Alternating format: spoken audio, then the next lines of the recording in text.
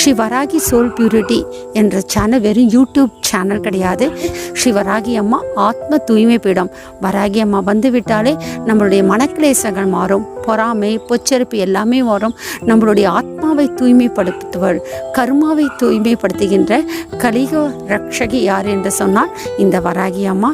இந்த வராகி அம்மாவை நினைத்த மாத்திரத்திலேயே நமக்கு அதீத சக்தி வந்துடும், சிறந்த செயல்பாடுகளை நமக்கு தருவார். என்றும் வராகி அம்மாவை வழிபடுங்க.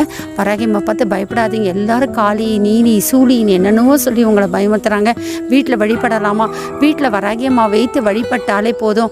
அடுத்த நிமிஷம் எங்கள் வீட்டில் அதீத சண்டை பிரச்சனை வருதுன்னா என்ன அர்த்தம்னா உங்கள் வீட்டில் இருக்க தீமை விலகுகிறது, தீமைக்கு பயம் வருகிறது, அதனால தான் துஷ்டம் பண்ணுகிறது. எவ்வளோக்கு எவ்வளோ வராகி அம்மா வந்துட்டாங்க, இவ்வளோ பிரச்சனை வருதுன்னா அப்போ உங்கள் வீட்டில் அதீத துஷ்ட சக்தி இருக்குன்னு கிடைக்கும். அதற்கான வழிமுறைகள் நீங்கள் மேற்கொண்டாலே போதும். வராகி அம்மா என்ன செய்வாங்க? இன்னும் நிரந்தரமாக குடியிருப்பாங்க.